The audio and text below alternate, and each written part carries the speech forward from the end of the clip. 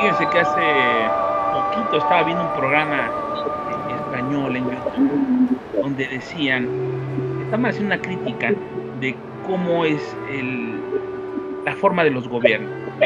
Y decían que la Comunidad Europea estaba muy preocupada por Suecia, porque en Suecia patrullaba todas sus ciudades la Guardia Nacional, porque había un problema enorme con los musulmanes, bueno, que hay una cantidad extraordinaria de gente de Hamas y gente de Hezbollah que viven en Suecia, y ahorita como esos grupos son denominados terroristas, ya hay una administración casi militar de la seguridad pública. Y decía esta persona española que en los años 90 y 2000 México se acercó mucho a ver cómo Suecia y Finlandia desarrollaban su seguridad pública, y que también México hoy vigilaba con la Marina ámbitos de la sociedad civil. Entonces yo me puse pues como mexicano, me enardecí y dije, ¿cómo es posible que digan esto? Sin embargo, es verdad. Afuera de cada escuela primaria hay una Guardia Nacional, afuera de las carreteras hay elementos de la Guardia Nacional, son omnipresentes. Sin embargo, en el momento que se les ocupó, como en Acapulco, hicieron un acto de escapismo donde no se les vio en acción. Si nosotros pensamos que tener una policía omnipresente nos iba a salvar del asedio de la AMPA o de problemáticas de tipo de índole terrorista, pues estamos viendo que no. Nosotros hace falta que veamos YouTube para que veamos asaltos a plena luz del día en las carreteras a camiones de carga. Ellos ya saben qué camión lleva qué carga, saben cómo asaltarlo, saben cómo descargar y saben qué hacer con la gente. Muchas personas consideran que como estas cargas son aseguradas, pues no pierde nadie gran cosa. Sin embargo, si hay un ganador, que es el AMPA. Acerca de la caótica vida política, presupuestal y de índole de seguridad de México, vamos a platicar hoy con el maestro Carlos López Jones, que es una lumbrera de las buenas. Él está regularmente en expansión, yo lo he visto también en la prensa. Él tiene una columna, pero a mí me encanta verlo en Fórmula Noticias con Mari Carmen Cortés y Pepe Yuste. Siempre es una mancuerna genial, y desde luego también lo hemos visto en CNN y muchos otros lugares. Por eso es que tenemos el honor de recibir aquí a Carlos López Jones. ¿Cómo estás, don Carlos? Muchísimas gracias, general, como siempre a tus órdenes. Buenas noches. Muchas gracias. Bienvenido aquí, mi querido Carlitos Slim, uno de los decanos del periodismo a nivel nacional y que tiene una cobertura muy fuerte en los medios cibernéticos. ¿Cómo estás, don Carlos? Un gusto de saludarlos, gracias por la invitación y estamos aquí para apoyarlos. Arquitecto y doctor en historia con especialidad en historia social de las sociedades. Don Isaac Tame, ¿cómo está, doctor? Hola, general, buenas noches a todos. Saludos. Muchas gracias. Y desde Puebla de Los Ángeles está el gran periodista don Elías Zárate. ¿Cómo estás, querido Elías? ¿Cómo te va? General, Carlitos, maestro López Jones, Isaac, muy buenas tardes, buenas noches, buenos días. Ok, Elías, como tú nos convocaste hoy, te voy a dejar que hagas la primera pregunta. Es una pregunta que no tiene por qué estar en el programa, pero me causa curiosidad, maestro López Jones. Porque normalmente los ciudadanos normales, pues después de 1 millón, como que ya no sabemos contar ni cuánto es. ¿Qué tiempo nos tomaría contar de 1 en 1, 1, 2, 3, 4, 5, para tiempo contándolo del 1 al 1.9 billones? La verdad nunca he hecho el intento de contar del 1 ni siquiera al millón, no te sabría decir, pero si queremos contar 1.900.000 millones, ¿no? Porque eso es 1 billón, hay que poner un 1, luego un 9 y luego 11 ceros. Es una cantidad indescriptible de dinero. Estás hablando de más o menos 100,000 millones de dólares. Ningún mexicano tiene 100,000 millones de dólares, ni siquiera Carlos Slim. Es una cantidad brutal que se suma a los otros 4 billones de pesos que ya pidió el presidente en ejercicios anteriores y que evidentemente Morena se los aceptó. Entonces la deuda mexicana pasa de 10.8 billones de pesos que estaba en 2018, terminará este sexenio en alrededor de 16.6 billones de pesos, un aumento del 60%, un aumento de 6 billones más o menos. Esa deuda ya incluye la deuda interna, la que está en pesos, incluye la deuda externa, la que está en dólares, más o menos 220,000 millones de dólares. Entonces, de esos 16, pues como 12 más o menos son en pesos y como 4 son en dólares. Incluye la deuda del gobierno como tal y también la de Pemex y CFE. Pero sí son cantidades impresionantes. Y si quieres un poco más de cantidades impresionantes, ahí te va un dato. México, el próximo año, el gobierno va a gastar en total 9 billones de pesos. Más o menos el PIB nacional se está calculando en los 33 billones de pesos. De esos 9 billones de pesos, se piensa recaudar algo así como 5 billones de pesos. Entonces, ¿de dónde van a salir los otros 4? Bueno, Pemex y CFE van a aportar 2 y los otros 2 pues es deuda, ¿no? Así, fácil. De los 5 billones de pesos, traes un gasto en pensiones y aumento de la, ¿cómo se llama? De la pensión universal para adultos mayores, y entre esos dos gastos traes como 1.6, 1.7 billones de pesos. Y ponle 1.2 billones de pesos para pagar los intereses de esa deuda y ya traes 3. O sea, ya nada más tienes 6 billones para poder hacer algo y conste que nada más vas a recaudar 5, ¿no? O sea, realmente México tiene un problema serio de finanzas públicas, estamos pateando el bote y vamos a ver qué hace el próximo gobierno. Si fuera responsable, pues tendría que reducir gastos. Un gasto importante son las refinerías de Pemex, que pierden mucho dinero cada año. Y del otro lado, pues aumentar ingresos. Entonces no te va a quedar mucha maniobra, más que hacer una reforma fiscal. Te llames Claudio, te llames Xóchitl, ya es momento de que vayan pensando en que van a tener que aumentar IVA en medicinas y alimentos, hacer algo, porque sí son cantidades estratosféricas. O sea, una persona estaría prácticamente contando del 1 al 1.9 billones como un mes, las 24 horas. Fácilmente, y a lo mejor es poco tiempo, a lo mejor es un año. Puf. Para darnos una Carlos, idea de la cantidad que es en dinero. Oye, Bueno, Carlos, no en dinero, en contarlo. Una pregunta técnica, Carlos. De esos 5 billones, ¿cuánto toca de deuda por cada mexicano nacido y por nacer? Contabilizaba Carlos Salinas Pliego que a cada mexicano le tocaban 350,000 pesos por pagar de esa deuda. Pero se me hizo una cifra muy sobre las rodillas, pero no sé cómo la veas tú. Mira, en México habemos 130 millones de habitantes al finalizar el próximo año, más o menos. Y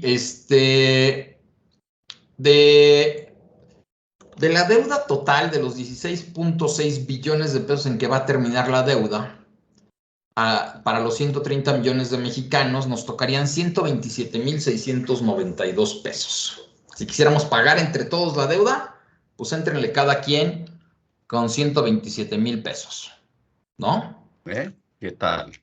Si quisiéramos nada más pagar la deuda del próximo año, es decir, cuánto nos están endeudando a cada uno, ahorita te digo, me faltaron ceros, perdona.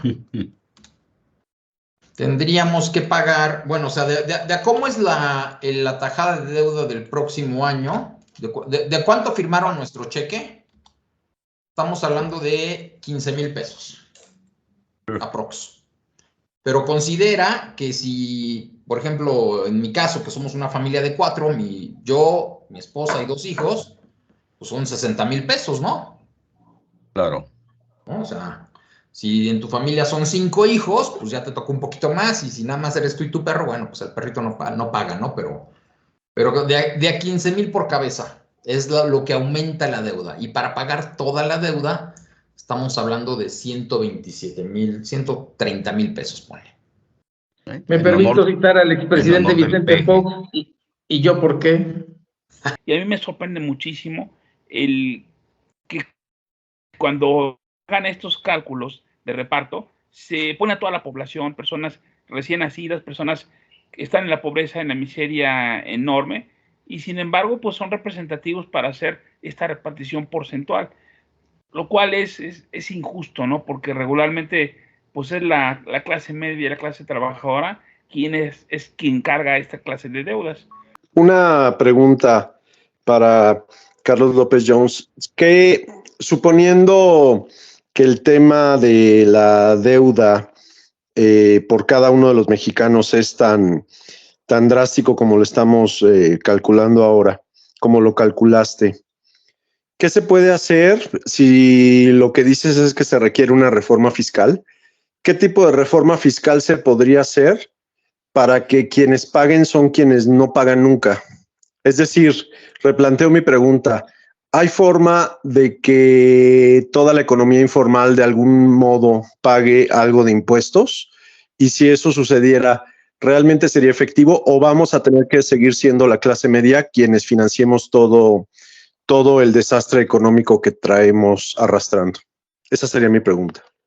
Mira, las mejores políticas a nivel mundial para la recaudación, porque hay que decirlo, México recauda muy poco.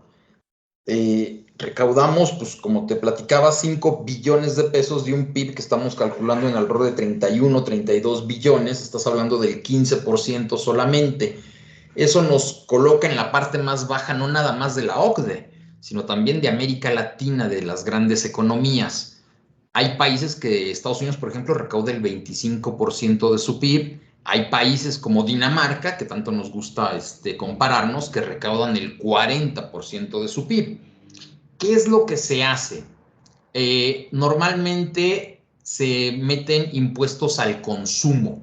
¿Por qué al consumo? Pues precisamente por el tema de la informalidad y la formalidad. Si bien es cierto que los que tenemos un trabajo formal pagamos ISR, también es cierto que quienes no tienen un trabajo formal, pues comen, se enferman, ¿no? En consecuencia, pues si le metes IVA a medicinas y alimentos, pues todos tendrán que pagar en algún momento ese impuesto, sean formales o informales. Evidentemente, si queremos llegar a un estado de bienestar o si optamos por un estado de bienestar como Dinamarca, donde la salud es gratuita, pues lo que tenemos que hacer es cobrarle más ISR al trabajador.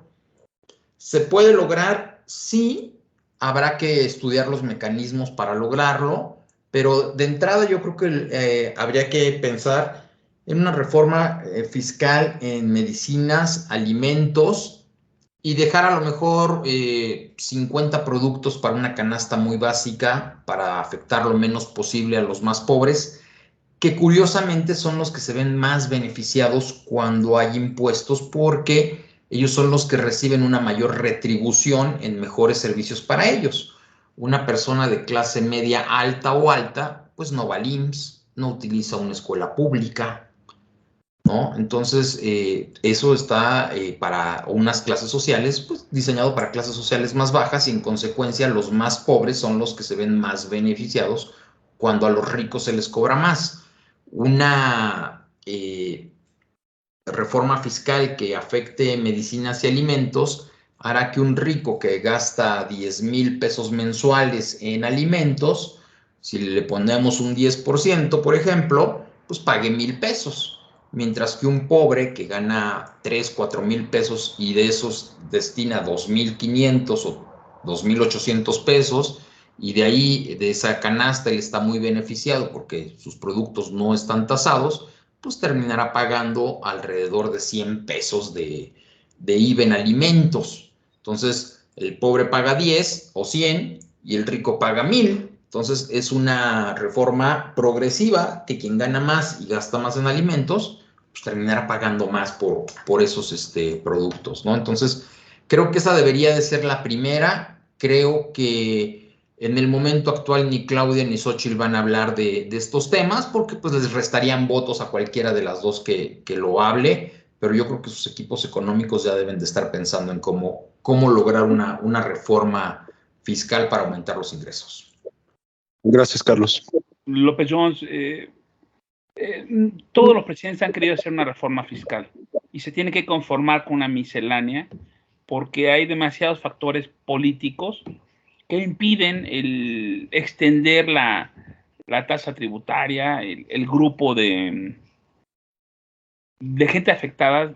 Sería muy complicado de mantenerlos contentos. A mí particularmente me fascina el discurso de Milei, y cuando le dice a los camarógrafos de la televisión pública, yo los despediría mañana mismo, y dice, pero ¿por qué nos dejarías sin trabajo? Y dice, no, tendrían un mucho mejor trabajo, ya no estarían agarrando las migajas del gobierno, podrían cobrar mejor por lo que saben hacer. Pero yo siempre he pensado que del dicho al hecho hay mucho trecho, ¿no? Y el llevar a cabo una desincorporación de todos los bienes y hacer un Estado muy esbelto, pues es complicadísimo, porque ya hay demasiadas cosas dentro de un Estado como el mexicano en este caso. Mira, que sí. Es una situación de voluntad política, y se ve que los gobiernos de izquierda no la tienen, no la van a tener, no está en su ADN. Pero por otro lado, cuando tienes el dinero del narcotráfico metido hasta las rodillas en los principales puntos turísticos y comerciales del país, ya todavía viene más ridícula la posibilidad de hacer una reforma fiscal. ¿Qué crees que va a pasar si viéramos la realidad del territorio nacional y lo que nos está pasando ahora? Disculpa, López Jones. Mira, son dos temas separados. Uno, la tecnología siempre nos va a permitir reducir la cantidad de personal, sobre todo en estructuras tan viejas como la nuestra. Tenemos muchos procesos en nuestros gobiernos, en los 3 niveles, que ya se pueden hacer desde casa, vía internet, en la nube, y que no hemos trabajado para lograrlo. Entonces, ahí podríamos, con inversión, pues sí, lograr una reducción importante de personal. ¿Qué tanto nos vamos a ahorrar? Es una buena pregunta, ¿eh? O sea, realmente no va a ser tanto, porque el personal que vas a reducir es personal de base. Había una buena decisión del presidente Fox de tener un servicio profesional de carrera, y se había llevado a cabo bastante bien para darle seguridad, para que las personas que trabajan de burócratas se vayan actualizando y vayan mejorando sus actividades. Y lamentablemente en este gobierno pues casi todo hecho se perdió, ¿no? Pero siempre hay forma de reducir el tamaño del Estado. En el caso de México todavía, por ejemplo, si fuéramos muy radicales, tendríamos que pensar en Pemex y en CFE. Habrá quien me diga que son áreas estratégicas del Estado, pero hay que recordar, por ejemplo, que en Estados Unidos el gobierno no invierte en empresas petroleras, ¿no? Y no han tenido ningún problema. En la parte de CFE, bueno, pues hay que recordarle a las personas que todo el sector telecomunicaciones en México lo manejan los privados y ha mejorado bastante, ¿no? O sea, nos acordamos del Telmex nacionalizado y de las empresas de comunicaciones hoy son una maravilla. Cada vez pagamos menos, obtenemos más internet, más megas, más velocidad, tenemos mejores equipos disponibles, y quisiéramos que así fueran todos los mercados en México, ¿no? Con una sana competencia donde el usuario sale muy beneficiado. En el caso del narco es un tema diferente. Ahí yo veo que el narco entró con el gobierno y le dijo, mira, hay ciertas zonas donde tú nunca vas a ganar. Por ejemplo, el estado de Sonora, las Californias, pues no había manera de que Morena ganara esos estados, o Tamaulipas, porque simple y sencillamente hay una cultura en esos estados pro negocio, pro derecha, pro liberación, etcétera, etcétera, que nada tiene que ver con una propuesta populista. Yo creo que la propuesta del narco en esos estados con el gobierno fue, no te preocupes, yo te voy a apoyar, vamos a crear un voto del miedo, un voto coercitivo, y entonces pues yo como domino y ya tú me vas a dejar dominar la economía. Y es pues lo que estamos viendo. O sea, yo el narco de la plaza le hablo a toda la gente y le digo, mira, o sales a votar por tal o no sales a votar, y punto. Y ya. Con eso... Morena se hizo de varios estados, de varios municipios, y bueno, pues ahora hay que dejarlos hacer lo que ellos quieran, y ahí es cuando entendemos los ciudadanos de a pie esta política de abrazos no balazos, porque de otra manera no se entiende los abrazos no balazos que destruyen las economías de muchas regiones del país. Tienes a un Michoacán donde los productores no pueden hacer nada porque salen y tienen que pagar piso y tienen que pagar esto y tienen que pagar aquello. Tienes a un Celaya que está en la misma situación. Tienes a un Sinaloa igual. Tamaulipas con una cantidad de fallecimientos y de asesinatos que Dios guarde. Veracruz la misma situación. Ya lo platicamos en otro programa, Acapulco mismo. Estamos viendo la llegada de mafias importantes a Cancún, que me preocupa muchísimo, porque Cancún es un lugar donde cada mes recibe 1.8 millones de turistas internacionales y 1 millón de turistas nacionales tan solo en el aeropuerto, más los que puedan llegar por tierra. Son 2.8 millones de personas que arriban a Cancún. Cancún es además uno de los municipios de Benito Juárez, Solidaridad, que crece con más fuerza en todo el país. Es uno de los lugares con mayor plusvalía. Me acuerdo de Acapulco Diamante hace 25, 30 años, cómo crecía y crecía la isla y todo lo que ponías ahí era un lujo y una maravilla. Departamentos de 2, de 3 millones de dólares que hoy no valen más que $500,000 antes de Otis.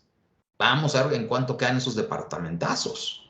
¿Qué va a pasar con Cancún si no hacemos algo en los próximos años? Se lo van a acabar. Porque el narcotráfico, además de vender drogas en México, se dedica a la extorsión, al cobro de piso. Y la autoridad no puede hacer nada porque ya recibió el apoyo del narcotráfico para ser autoridad. Entonces, pues lo único que puede hacer es voltearse hacia otro lado.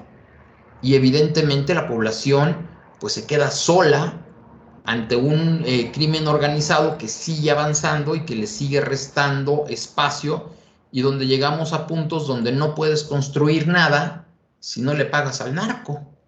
Y tienes que comprar, por ejemplo, en Guerrero, en muchos pueblos de la Sierra Alta, es conocidísimo que tú, a ver, ¿dónde se compra el huevo? Pues con don Pedro. Oiga, y don Chucho y don... No, ellos ya no van a vender huevo, ya nada más va a vender don Pedro. Y don Pedro por cada kilo de huevo le paga 5 pesos al narco. Entonces ya ellos son así como que el SAT del pueblo, porque te dicen dónde puedes comprar esto, dónde puedes comprar aquello.